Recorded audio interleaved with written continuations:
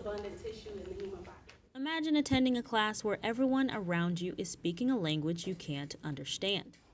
And I wasn't comfortable. How were we going to communicate? How were we going to understand each other? These 3 international students from Saudi Arabia, along with a 4th, are deaf and communicate primarily using American Sign Language while attending Southern University.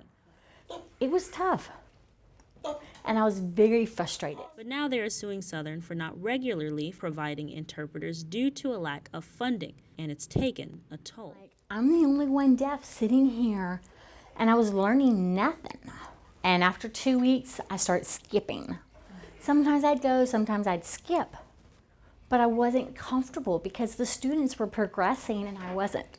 Naif and his interpreter were kicked out of his math class by the professor for being disruptive. Naif was also forced to drop the class if he didn't pass the first exam.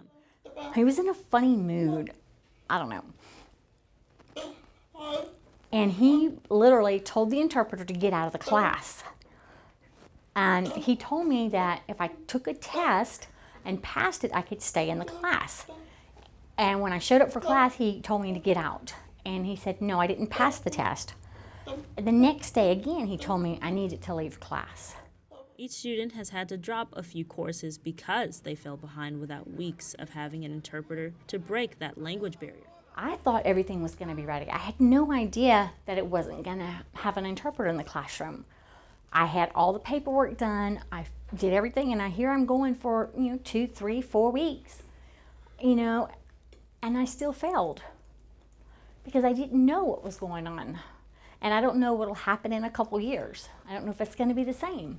An injury attorney, Dominic Bianca, advocates for deaf individuals across Baton Rouge and knew he had to take the case, despite being outside his usual practice. I'm a trial lawyer, and what trial lawyers do is we help correct the wrongs. We seek justice for individuals. We hold people's feet to the fire to make sure they follow the law. When asked to comment on the current lawsuit being held against Southern, they stated that they cannot comment on any pending litigations. However, these students want them to learn a lesson.